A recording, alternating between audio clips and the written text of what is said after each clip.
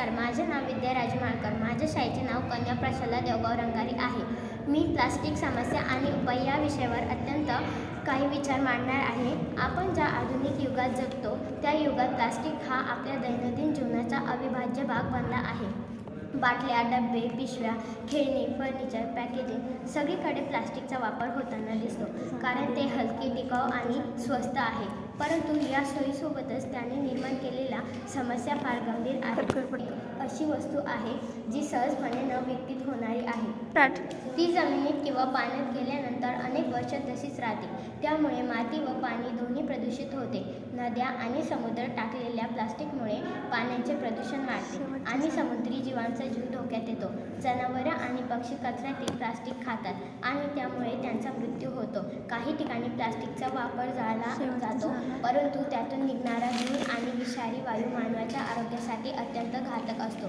या विषयावर गोष्टीमुळे आपल्या पर्यावरणाचा समतोल बिघडतो आणि हवामान बदलाच्या समस्याही आढळतात. म्हणूनच आता आपण सर्वांनी प्लास्टिकचा वापर कमी करण्याचा निश्चय केला पाहिजे. कापडी ज्यूट किंवा कागदी पिशव्यांचा वापर करावा. एकदाच वापरल्या जाणाऱ्या प्लास्टिक वस्तू जसे की कप, चमचे, प्लेट, बाटल्या टाळावे. प्लास्टिक कचऱ्याचे वर्गीकरण करून पूर्ण वापर करणे आवश्यक आहे. सरकारने घातलेली प्लास्टिक बंदी प्रत्येक नागरिकाने प्रामाणिकपणे पाळली पाहिजे. शाळा, संस्था आणि समाज लोकजागृती मोहिमा राबवल्या पाहिजे. पृथ्वी आपली आई आहे आणि तिचे रक्षण करणे ही आपली जबाबदारी आहे. जर आपण आजच सावध झालो नाही तर उद्या आपले पुढील पिढ्यानपिढ्या याच प्लास्टिक प्रदूषणाच्या दलदलीत अडकतील. म्हणूनच चला आपण सर्वांनी मिळून ठरवूया, प्लास्टिकचा वापर कमी करूया, पर्यावरण वाचूया आणि आपल्या पृथ्वीला पुन्हा हरित, सुंदर आणि निरोगी बनवूया. प्लास्टिक न विकसित होणारे पदार्थ आहे, त्यामुळे ते जमिनीत, नद्या, समुद्र आणि हवेत प्रदूषण निर्माण करते. अनेक प्राणी आणि पक्षी प्लास्टिक खाल्ल्यामुळे आजारी पडतात किंवा मरतात. प्लास्टिक जाळल्यास विषारी वायू निर्माण होतो आणि तो हवेला हानिकारक ठरतो.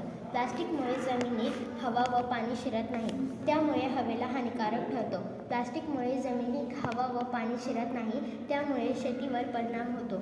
प्लास्टिकच्या बाटल्या वापरण्याऐवजी स्टीलच्या बाटल्या वापरा. प्लास्टिकची पिशवी वापरण्याऐवजी कापडी पिशवी वापरा. प्लास्टिकमुक्त विद्यालयासाठी आमची टीम हा बदल घडवेल. विद्यार्थ्यांनी पाण्याच्या प्लास्टिक बाटल्या, पिशव्या, स्ट्रॉ आणि डिस्पोजेबल कप, प्लेट यांचा वापर थांबवावा. त्याऐवजी स्टील किंवा काचेच्या बाटल्या, कापडी पिशव्या आणि धातूचे डबे वापरावे.